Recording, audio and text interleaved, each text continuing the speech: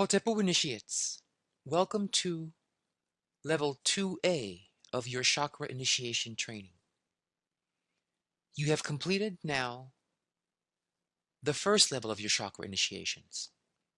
You have opened the basic gates of your 7 chakras. You felt their power. You felt the luck they've brought you, the healing, the well-being, the intuitions you've received, the insights you've received, and the removal of stress from your life.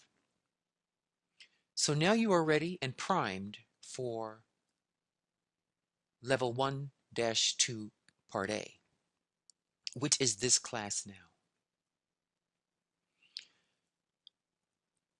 At this stage, we will now talk about the root chakra in terms of its health and wealth dynamic.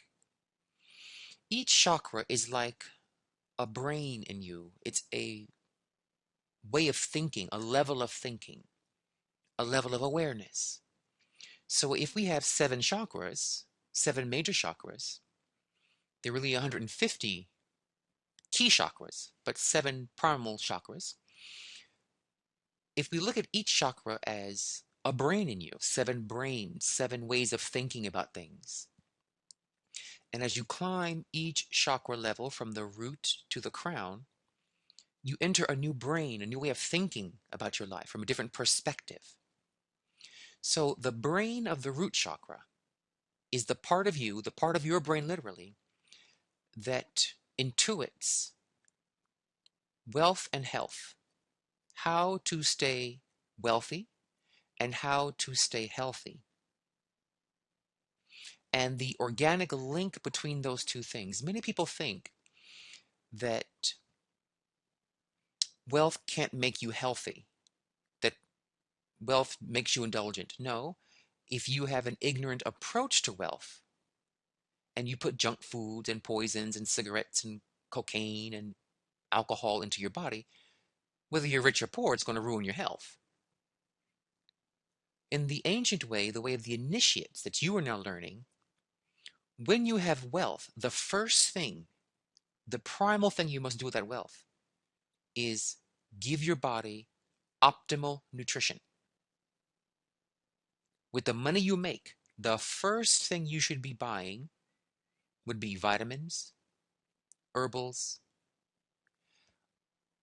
gym memberships, yoga classes, things that quickly and scientifically maximize your health. As we'll see in a few moments, in order for you to make money, you have to be strong and healthy. It's hard to make money when you're sick, rickety, and drained. These are the truths of life. The chakras are about the truths of your awareness, the truths of your consciousness. And the fact of the matter is, you are a spiritual being on earth. The earth god here, Geb, the earth god. You are a spiritual being on earth, which means you will need money to buy your kids little shoes, little diapers, to feed them, to give them a roof, to give them health care, to give them schooling, to take care of yourself, to have clothes on your back. Let's be real. You must have income. This is the first teaching of the root chakra. And few classes that teach chakras tell you the naked truth of it. The root chakra, people say it's all about being on the earth and walking barefoot on the earth and all of that kind of new age approach. But this is an ancient approach, the African approach. And the earth is the land of markets, we say. The Yoruba say Oya rules the marketplace, where we come and exchange our wares. We exchange our talents for profit. We exchange our skills and our passions for profit. This is natural and normal in every culture since the beginning of time. Exchange of talents for wealth. So we have to go back to the original roots, the root Mama Africa view of these 7 African powers, the 7 chakras. And you need money to be healthy and to live on earth. So on all of the wonderful people listening who tend to be more spiritual types, to fall in love with Geb, fall in love with the reality that even if you are into the new age, you have to give money to buy those crystals. You have to give money to buy those books that you want on new age philosophies. You need money. So let's keep it quite real. So Geb here is shown in the Kemetic form, and I have here his Yoruba form called Aganju. Aganju. Aganju. Now, now that we know we're looking at parts of your brain, these images are really parts of your brain that work with what they call chakras, parts of your brain that fuel certain centers along your spine, that intuit how to be wealthy and healthy, how to be rich and vitamized, full of nutrition. When these parts of your brain, metaphorized as Geb and Aganju, when those brain centers in you are not balanced, you will do stupid things to your health and stupid things to your bank account. You'll make very idiotic choices about your health, and you'll make very ridiculous choices with your wealth. It's nothing personal. It's simply the fact that you have not been in an initiation process to train you how to maximize and develop your brain centers properly. You went to school to learn the 3 R's, reading, writing, arithmetic. You learned how to get a job. The Western education is not about self-empowerment. It's about becoming a worker. The whole thrust, the whole theme of Western education is one day you'll have a good job. Whereas in Kemetic education, what we call initiation, the end result is you become a better person. You become a fully realized human being on earth who's compassionate, enlightened, powerful, and successful, which of course includes a great job. First, you make better people. Then those better people make better green things, green technologies, green inventions. So we want you to fall in love with the parts of your brain called Geb Aganju that love to intuit, love to experience and express surplus wealth. You have more than you need, and abundant health, super vitality. Okay, now that we know what the root chakra really is about in the real world, let's dive into a few details about Geb and Aganju. So Geb is shown here sitting, and here he is standing. He has 2 crowns, this crown here, and this goose on his head. So Geb is the earth god, quote unquote god. We don't really define gods the way people think. To us, when we hear the word a god or a Neteru, to us it means a brain center or a formula of science. So whenever you hear me say the word gods or Neteru, think brain center, or he's meaning a formula of science. It's one of those 2 things I'm referring to. So Geb is the science of the physical earth, what's called the physical science, physics, chemistry, aerodynamics, all those things that rule the physical world. But we're not going to go in that direction with him right now. We're going to go more in terms of his meaning in your personal life. So he is your physical body. He's the science of physical wellness, what you know as health. There are formulas to health. There are ways of eating that are healthy, ways of thinking that are healthy, ways of doing exercise and yoga. There are ways of doing movements that increase or decrease health. So he is in the root chakra, the part of you that keeps saying, there are rules to being healthy. Are you living those rules? If you are, that means that brain center is balanced. If you're not, that means that brain center is damaged. He rules things of your material resources. What are your resources? What's in the bank account? What are your assets? What are your investments? What are your talents? These are your resources. So when Geb is strong, you have a solid base of resources. When weak, you own nothing. You have no resources. You don't even know your own talents, nor how to express them to get compensation for them, which you deserve. We're going to fix these things in most people because it's not taught to many people.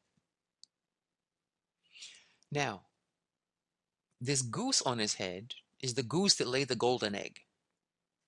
Geese are quite aggressive creatures. You don't go near their nests. The mothers will chase you down and go after you. So they're an aggressive species, and they're aquatic, they are land, and they can fly. This means that the purpose of health is to help you. Water represents the inner life, like dreaming and meditating. Health helps your water life, the goose in the water. Health helps your physical life, living and acting and moving in the world, doing things, doing this, doing that.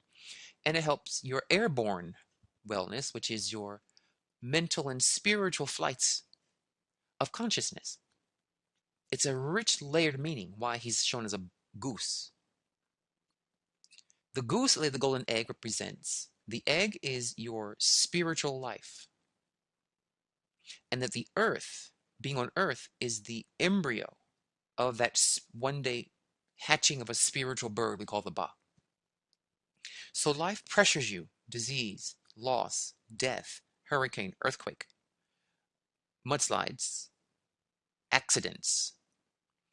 Earth likes to stress you and bring you blocks and problems in the real world, forcing you. Each block, each blow of life is actually like a little tiny hammer trying to crack open the egg of your spiritual powers to overcome Earth's challenges, Earth's blocks, Earth's demands. So he actually is called Yoruba and Neteru, the inheritor of the sciences, or the gods, or the brain centers. When you're sick is when you look for the most health. You see? The sickness propels you towards health. So that's how the physical damage to the body awakens the bird of spiritual pursuits. Okay? Now, this crown here is a red crown called the crown of the north of Egypt, the crown of the bumblebee, the bee's crown, because bees are very busy. They're very busy. In fact, in my book on my webpage, on my, website, there's a book called 106 Words of Power. In there is a heka, or a chant or mantra called Gabi, Gabi, Gabi. It has the word bee in it, but you pronounce it Gabi. That heka makes you busy, busy like a bee. It actually makes you productive and creative and energetic to produce. And it has the roots of Geb in there. You see Gabi, Geb, the G and B, which you see here. Okay, so this red crown is the bee crown, the busy as a bee crown. And when you have Geb strong, that part of your brain strong, you like going to work. Bees love their job. Their job is to make honey. So the implication here, when you awaken this root chakra, is that you should love what you're doing. You should love your job. The red crown that the pharaohs wear means he makes sure that his people, and that he himself, and his priests, and his aristocrats, and his court, he makes sure that the people focus on being busy in what they love doing, on what makes them feel honey inside, meaning sweet and fulfilled and happy. That's an important dynamic to having social peace. no revolutions, no insurrections, no civil wars. It minimizes that when the leaders make it their business to ensure and to promote that the citizens do jobs that make honey in their life, make them feel filled with honey. When you're healthy, not sickly, you feel a nectar of life, that life is sweet. It's called la dolce vita, the sweet life on earth, meaning luxurious life. That's the red crown. You deserve luxury. When you have a lot of health, you feel luxury about existence. This insect crown with the horns and the yellow parts and the little snakes here with feathers and the sun disk there, it's a rather complex crown. That symbolizes scientific method of research. You will notice that there is a Neteru or formula called Tehuti who has the exact same crown, who is a Neteru of intelligence, of equations. He likes to balance equations a lot. So this crown being with Geb means you should find the honey, the red crown, of scientific formulas, of the hard physical sciences. When the airplane formula for how to fly was mastered and discovered, it brought honey to a new industry called the airline industry. They're making all their money off of a formula of flight, of getting off the ground. So science, or this crown, the physical science formulas, can make you very wealthy. The IT revolution in California with the computers were formulas that were then transformed into honey or money. Each of you have a formula in you, what you know as a talent. And when you learn how to tap that talent, love your talent, and spread that love, share the love of your talent, share that honey of what you have as a gift from heaven, it will become money. So it's a very rich symbol. Both the goose of the golden egg and the crown of sweet formulas, of formulas that make you rich or talents that make you cash. Now, Aganju shown here. Aganju is the brother of Geb. I have a video somewhere on the YouTube channel. I do not recall the name of the video, but if you just search the video lists, there's a video where I link the Neteru of Kemet of Egypt with the Orishas of the Yoruba. I show how they link, how their names have similar roots and stems and phonemes, etc. But I won't go into that part right here, but just know that Aganju and Geb are the same thing. Now, what are the Orishas? The Orishas were in Kemet. They are a form of the Kemetic pantheon, who belong to what we know as the elemental sciences. When I say elemental sciences, I mean the energetic structures, the energetic flux of the elements of nature, the electromagnetic spectrum, basically. The Orishas are more about electromagnetic power. And the Orishas are how the Africans encoded the formulas of how to influence various electromagnetic fields in specific ways to your benefit. The Oracle of Ifa, the Odu Ifa, is a technology, an oracular technology. It's actually a computer that tells you what electromagnetic field configuration you need to get from A to B, to get what you want, to have what you don't yet now have. The Neteru work also on the electromagnetic field but not as their primary approach. The Neteru work more on the mental sphere. They work more on the mind power, whereas the Orisha work more on electromagnetic power, what one can call mind over matter. The Neteru do involve themselves in electromagnetic fields, and that's done in Kemet more through sacred geometry, the phi ratio, pi, the golden rectangle, all those things. The Kamau will work more with EM fields through geometrical structures. That's very involved. That's high level of initiation to know how to manage that and how to cut stones in those ratios. It's a whole other level of electromagnetic manipulation.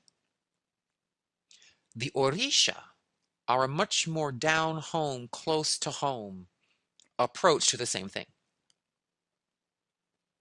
Now, what I'm saying to you is in these chakra classes, you're going to now learn how to work with each chakra's Neteru Orisha, meaning each mental flux and electromagnetic flux of the chakra from an African point of view, which is a very efficient and swift approach to the chakras. Many people I know who've done the more Indian approach, the more Vedic approach to chakras, what I hear a lot is it's very slow. The results are very slow, they're very arduous, and they take a lot of work. Anything worth doing takes work, and all things are a process. All things organic, at least, should take a process. So I understand that's normal and natural. But in Africa, we like to move it a little bit quicker. Thus, we use the drum a lot, and we use raw elemental forces called the Orisha. When you combine that to the Orisha, you get a very powerful punch for that chakra. Okay? Now, since you now have your initiation, meaning your opening of the way and understanding that your root chakra is about wealth and health. I put it in that order, by the way, not health and wealth. You need money to afford good food. We're going to now move on to discussing what is wealth. Really, what is it? Well, let's talk about wealth. Let's look at this page here. There's a man named Robert Kiyosaki who has developed the most succinct, correct, and useful definition, articulation of wealth. He's into real estate. But he designed this outlay here for anyone. If you're into real estate or baking cakes, whatever you're into, of what wealth really is. And I want all good people like yourselves, spiritual people like yourselves, to be rich. We have to make a world where the greedy and the mean and the bullying and the violent and the rapists of nature are not getting all the money. It's got to change. The good, the righteous, the kind, the ecological, the compassionate people must now start making bank, making coin. So that's one reason why I designed these classes, was to help good spiritual people like yourselves have practical, real life, down to earth teachings of how to make your spirituality, help your money, help your health, help your family, help real life issues. I'm not an armchair philosopher. I'm not an armchair priest king. I'm here to protect my people. And you have to pull it together. You have to pull your spirit together. You have to, as good people, start making cash and loving it like honey. It's a good thing. You help your family, you help your parents, you help your children, you help your friends, you help people in need. You can do so many wonderful things with Geb Aganjo. But the first thing you have to do is love money, used well, used positively, like an Oprah approach to money, and you have to understand it. So what we have here is what's called a cash flow pattern of different kinds of classes of people. I know many people don't like talking about class in America. They think it doesn't exist. I have news for you. Reality check. It very much exists. So let's get to it then. First, before we decide rich person or middle class person or poor person, the poor person's pattern is not shown here, but I'll tell you what it is in a minute. Let's look at these four words. Well, we have an income statement up here, these two boxes, and then we have what's called a balance sheet. This is very easy. Smile into this conversation is very easy to follow and a lot of fun once you get the hang of it. Almost like a game. All right. So you have here income expenses.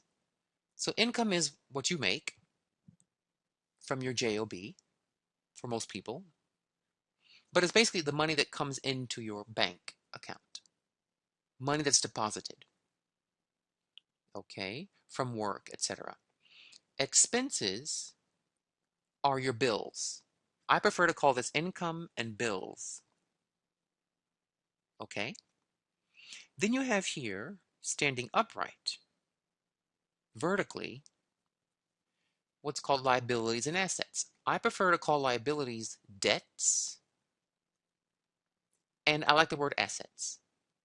So Robert Kiyosaki calls it income, expenses, liabilities, assets.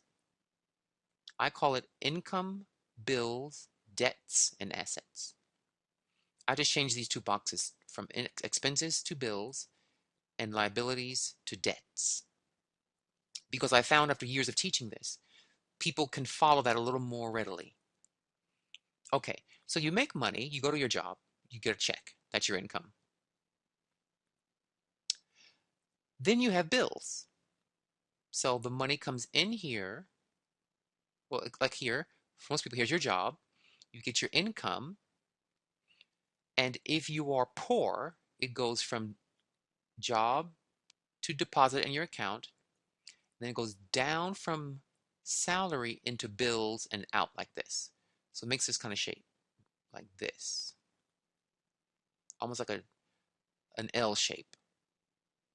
Okay, you have a job, you deposit your money, the money goes out to pay your bills, and you never see it again.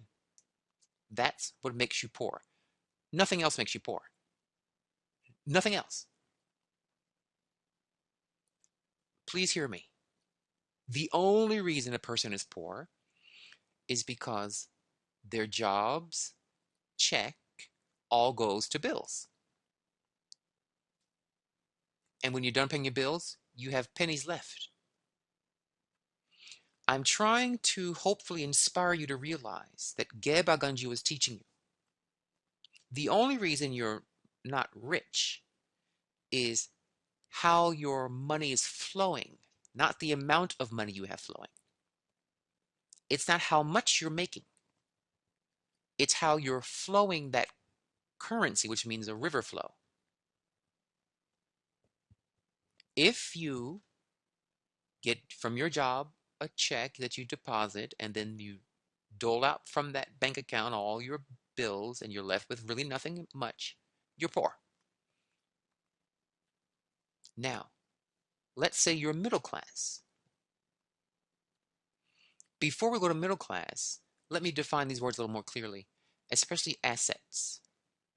So income is money that you get coming in. It could be from a job, right? He has here royalties. If you have a book that you've written or something, or you have IP and intellectual property that you're making money on, royalties, interest from your bank account, that's money coming in, dividends coming in. If you own rental properties, that's money coming in, or a job. Okay? So there are ways of having income, money coming in. Expenses are bills, that should be rather clear. Now, liabilities or debts, the definition I use for debts is anything that's scheduled to take money out of your account that you owe. Any money you owe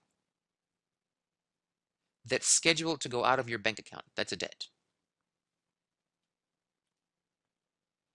An asset is, listen very carefully, anything that puts money in your account with little to no, the four-letter word, no work.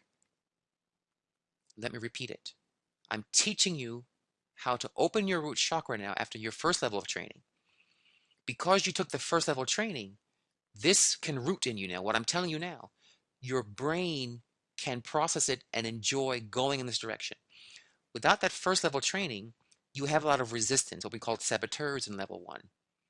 A lot of saboteurs will play with your mind about this and confuse you or delude you. But an asset is anything that puts money into that bank account of yours, that deposits money into your account with little to no work, meaning while you're sleeping, you got a check. While you're on vacation, you got a check. You see what I'm saying? You weren't working, you were sleeping, and yet you got a check. You were not working, you were on vacation, enjoying the Bahama beach, yet you got a check coming in. Now, let me give you an example of why this distinction is very key, why understanding the intelligence or the formulas of money, the geb, the formulas of this Neteru. People think owning a house is an asset. The bank will tell you that. What are your assets? You'll list your house. What is an asset from what I just said before? Whatever puts money into your account with little to no work. The home you're living in is, number one, a debt. The mortgage is a debt. The tax properties are a bill. And when you own a house and you live in it with no intention of flipping it for a higher profit, it's taking money out of your account to mow that lawn, to fix the radiators, to repair the air conditioning, to fix that roof. It's a constant drain of money. So why do banks call it an asset? Because it's an asset for them. They're making money while they're sleeping on your mortgage payments and on the interest rates. They're making just hand over fist money on your mortgage interest rates. So for them, it's an asset, but to you, it's a what? A debt. Now, if you have a house and you flip it, but flipping is a lot of work, so it is an asset, but to me, it's a lot of work. Whereas if you own, let's say, you keep the house, but you rent it out. See, that way you're making money while you're sleeping, called the rent checks each month. And there's minimal work. You have to repair things. If they call about the heating or the windows cracked, you have to fix it. Okay, a little bit of work. So owning rental properties is an asset. Owning a house that you're living in is a liability debt. When you buy a car is what? Is it an asset or liability? Is it an asset or a debt? Well, it's not a debt if you bought it straight out. But if you got that car on a lease program, it's a liability. And once you take it off the lot, it drops in value. It's hard to resell it at a high value. But if you're doing Uber, now that same car becomes what? An asset. It's putting money into your account with some work. So that's the idea that Geb Aganju is teaching you. You have to understand money in order to make it. You have to know what is an asset versus a debt. Your house is not a debt for is not an asset to you. It's a debt for you, but a banker's asset. Okay? Now that we have these four boxes defined, income, bills, expenses, bills, liability, debts, and assets, they're clearly defined. The idea now is to know how different people work with these. So we said before, the poor class, you're not poor because of who you are, of your upbringing, or something innate in you. Drop all of that mess. The only way you're going to be poor is if you take that check from your job, put it in the bank, and all of it goes to bills, and you never see it again. Now, here's what the middle class do. They have a job, let's say, or they have income. They put that income in the bank. Then look what happens. Follow the line. It loops around an empty assets box into their debts and bills. So the middle class actually spend more. Interesting, isn't it? Because they have to take the money from their account and pay off their debts, mortgages, car loans, credit card debt, school loans, college loans, and their bills. It's possible for a person in middle class to actually have less money, less liquid money in a certain way than a poor person. It's possible. If you look at the ratios, the percent of income to to bills, debts. Interesting twist of the storyline. Because when you're middle class, you buy a lot of toys. You buy homes, you get a mortgage. You buy many cars, you get car loans. You get fancy credit cards, and you have credit card interest rates. You go to fancy colleges, and you pay fancy interest loan repayments. So what makes you middle class is that you keep adding debts, what I call toys, the toys and joys. But you've got to pay that all off. So it locks the middle class people into a tight wire rope financial dance. Okay? This explains this unfortunate perception of how the happy poor person, but I'm going to explain it to you scientifically in the actual scientific dynamics of money. When a person has no debts, they have less stress. They just go to work and pay their bills. They're not afraid of debt collectors and their car being impounded and all of those horrible things and filing for uh, debt repair, and all of those pressures don't haunt the poor. The most they have is, I got to make sure I pay the bills and I'm not behind on the bills.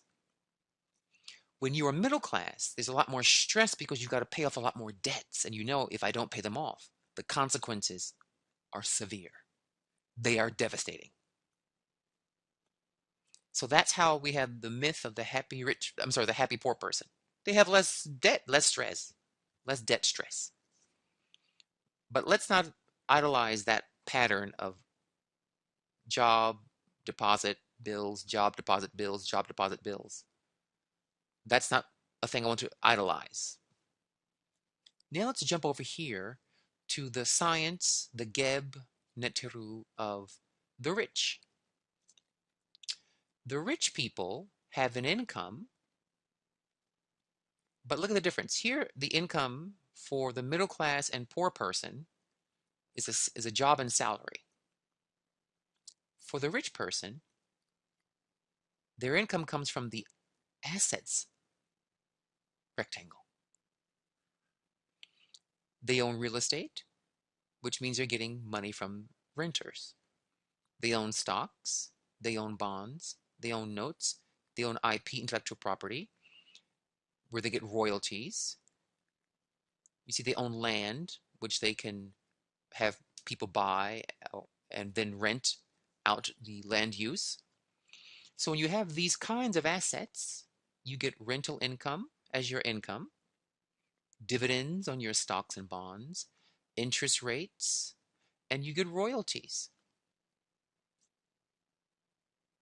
The rich are making the money from things that they worked hard for in the beginning, but after a certain point, these things start putting money in the bank account while they're sleeping. It's just automatic deposit with no work while they're on vacation. They're getting royalties. They're getting the checks deposited into their account from their rental properties.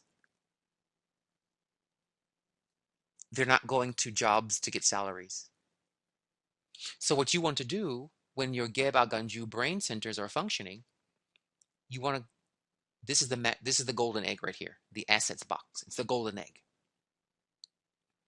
You want to start building up assets, things that put money in your pocket with little to no work. Many people that form new businesses, that form businesses that do well, eventually sell them. Meaning, they sell it at such a high profit that in the act of selling it, it puts a vast amount of a windfall into their account. Just from signing a piece of paper. That's little to no work. At that point, it became an asset. Okay? So the wealthy they're looking for how to not work, but how to have their assets deposit money in their account for them. They want the assets to work, not themselves. It's a different mind frame. Poor people and middle class people keep thinking, I have to get a job, I have to get a job, I have to get a job. The rich think, I've got to get an asset, I have to get an asset, I have to get an asset. The TV show Shark Tank is, for most people, the focus on that TV show is on the people coming in with new ideas and inventions and the American dream, which is very true. It's very good for showing that. But what they're not really talking about very much are the sharks. To the sharks on the other side of that Persian rug, they are there thinking as all rich people do. If I invest a little in person A, B, or C in front of me, and they take off, I have a constant stream of income from their assets. They keep putting money in my bank with no work. So they'll say, yes, I will give you what you asked for, $250,000 and 15% of your company. They will put a little work in the beginning to help mother that company, to help it to grow. And when it takes off, they're getting money in the bank left and right. Mark Cuban getting money in the bank left and right. That's how rich people get richer. So you want to start thinking away from a job towards assets. Now, your best asset is you, your own talents, turning your talents into royalties. If you are a singer, you work hard to sing, you write music, the music sells, and you get a royalty from each sale. So while you're sleeping, money got deposited into your account. If you are an author, the book gets royalties. You want to get compounding interest accounts where the interest rates compound and put money while you're sleeping into your bank account. You want to get real estate properties and rent them out so that while you're sleeping, and they deposit the check each first of the month into your account while you were sleeping. Same for stocks and bonds and intellectual property. You license out your intellectual property, and while you're sleeping, you get a monthly check for the licensure. So when you look into your own talents with the thought of, okay, I'll have to work for a little while in the beginning to make a job out of this talent, but eventually I want to franchise this talent and make money without working. I want to somehow make royalties on this. Okay? I want to license it out. That's how I want you thinking when we invoke Gebaganju, which I'll show you in a few minutes, how to invoke them, these particular hekau, you learn many hekau for each of the chakras, but the ones I'm going to show in this class target the part of your brain that likes what I'm saying. It will target your brain to focus you on assets. Now, you may have to have a job, a job, for a while, but while you have a job, you want to build assets. Invest in things that give you returns while you're sleeping. That's how you become rich. Notice, it's nothing special. It's no magic wand. It's no magic pill. There is a formula for it. The more assets you make, the more rich you become.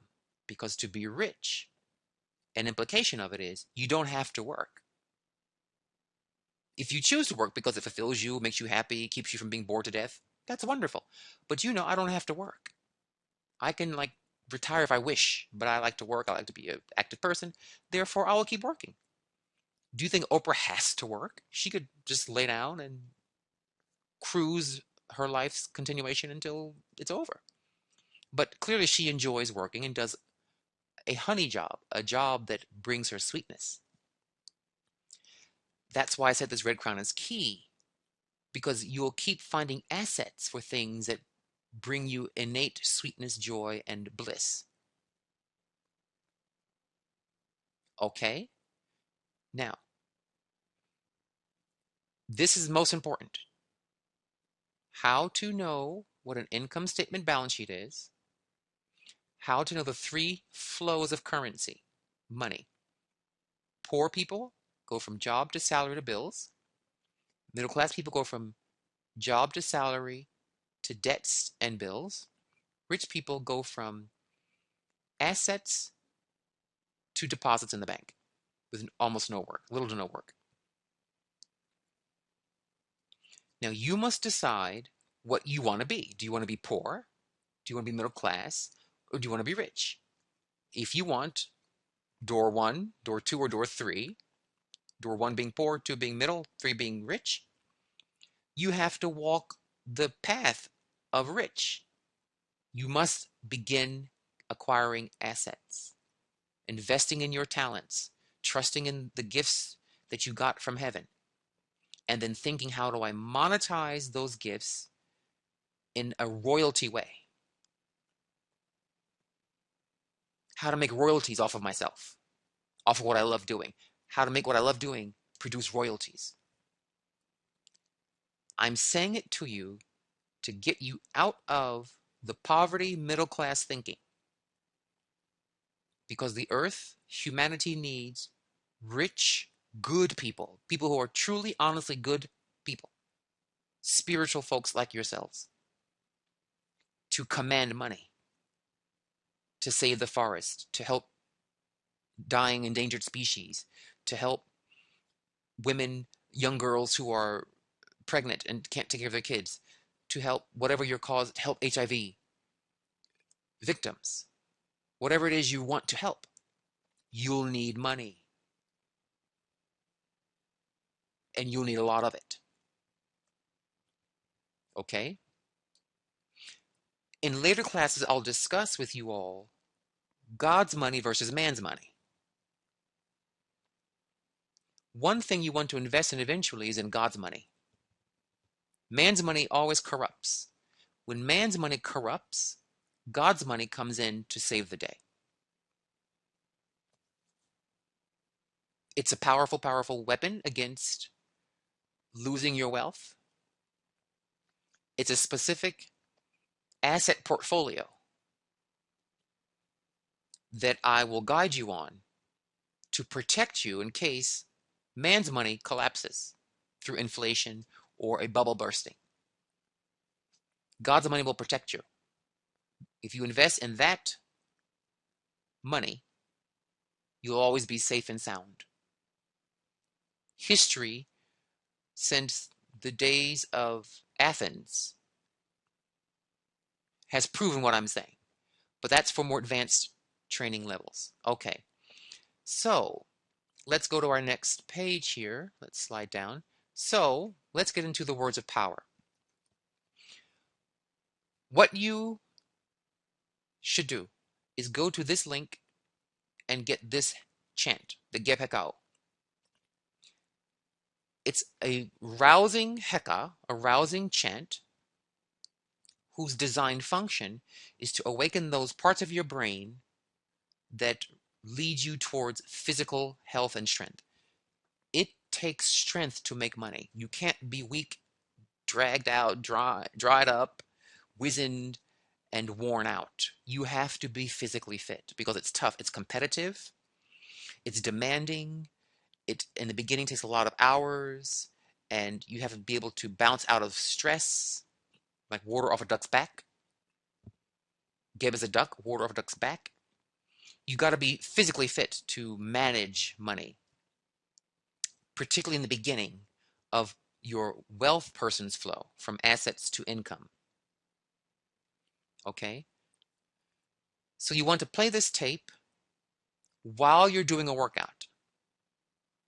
I don't care what workout you're doing. It could be yoga workout. It could be aerobic workout. It could be weightlifting workout. It could be Pilates. It could be power walking. Whatever you're doing, play this tape. What'll happen is that the words of power in it give you more energy. They awaken the mitochondrial centers of your cells, and through sound wave, increase the energetic level of the mitochondria in the cells. You will absolutely have more energy. You'll be more perky, more up and at 'em. But I want you to focus while you're jogging or while you're Pilates or whatever you're doing yoga. I want you to focus while the music's playing that I'm getting healthy. I'm playing this music with this yoga pose, this Pilates pose, so I can be strong in my pursuit of wealth to take care of my family, myself, my community, and this planet. I'm working out to take care of myself, my family, my community, and this planet. I'm doing Pilates that I may be strong to take care of myself, my family, my friends, and the community and the planet. I want that intent in your mind while you're playing the music during your workouts. The music contains many words of power designed for what I'm describing to you. And they work on the subconscious level. Many people want to be healthy and strong to take care of their families, themselves, their community, the planet. But the subconscious mind will fight you. I'm tired. I want that cake. I don't want to go work out today. It will fight you. So these sounds from this tape, this music, which you can get on the website there, this music kind of goes through the back door down to the subconscious mind and begins to erase the saboteurs, the resistors, those who resist you becoming healthy enough to take care of yourself, your family, loved ones, community, and the planet. Okay? This is a very key thing to do, this music. It's the subconscious alignment with your conscious intent to be strong and healthy for yourself, your family, and the planet. Then I want you to visualize this golden square of squares. Geb is the earth god, whose number is 4, or the squares. Each square represents an asset. You're 1, 2, 3, 4, 5. 5 by 4, there are 20 squares here. And don't force yourself, don't stress yourself. But I want you to start seeing in this box a little asset that you have. And then eventually this box, another asset. And as you're doing so with this music playing on your headset or in the background, I want you to chant these sounds. Aganjushola, Aganjushola, Aganjushola. You start with this one first for maybe the first 10, 15 minutes. Aganjushola, Aganjushola, Aganjushola. This Heka moves your energy, and Aganju is a volcano god. He's the god of volcanoes. The energy of the earth, the energy in your body. The volcano means mitochondria. So Aganju is the mitochondrial power, the energy packets in you to get the job done, to have the energy and the passion and the vitality, the magma of volcanic energy to get it done, to pull it off. This set of Hekau tell the magma to be kinetically dynamic and energizing towards money. Money so I can afford high health care. Okay, Aganju Shola. You're playing this music in the background, but you're doing some exercises and movements. In your head, you're saying, Aganju Shola, Aganju Shola, Volcano Shola, Aganju Shola. Okay? Then, on the next day or the second half of that day or that workout time, with this Geb music playing in the background, in your mind, you want this Heka playing. Buhue dang lang lang geb, buhue dang lang lang geb, buhue dang lang lang geb, buhue dang lang lang geb, buhue dang lang lang geb, buhue dang lang lang geb, buhue dang lang lang geb. This sound gives you the energy to double your money, to start thinking of the money squaring itself, like a square root. That's why we have these squares.